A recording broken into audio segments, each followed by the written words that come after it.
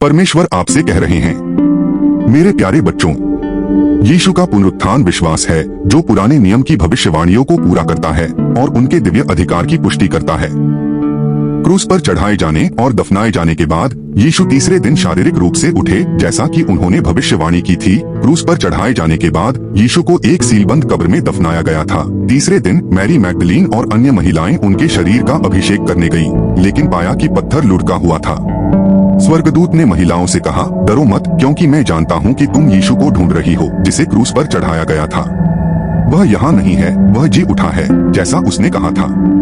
आओ और उस स्थान को देखो जहाँ वह लेटा था। फिर जल्दी से जाओ और उसके शिष्यों से कहो, वह मरे हुओं में से जी उठा है और तुम्हारे आगे गलील में जा रहा है।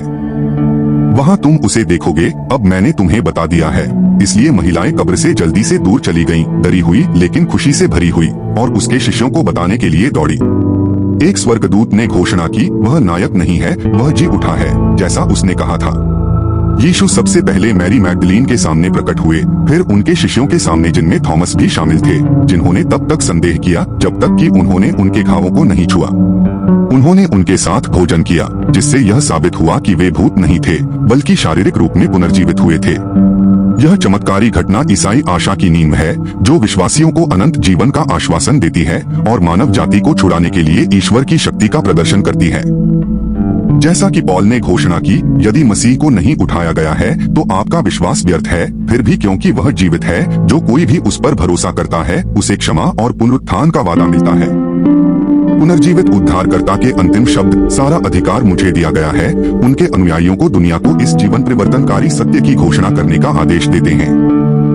यीशु ने अपने शिष्यों को सुसमाचार फैलाने का आदेश दिया, वादा करते हुए, मैं हमेशा तुम्हारे साथ हूँ, यहाँ तक कि युग के अंत तक। 40 दिनों के बाद यीशु स्वर्ग में चढ़ गए। स्वर्गदूतों ने उनकी अंतिम वापसी की घोषणा की। पुनरुत्थान यीशु की मृत्यु पर विजय को प्रमाणित करता है और उन सभी को अनंत जीवन प्रदान करता है जो विश्वास करते हैं, क्योंकि वह जीवित है। मुझे तुमसे प्यार है। यदि आप मुझ पर विश्वास करते तो आमीन टाइप करें और सब्सक्राइब करें।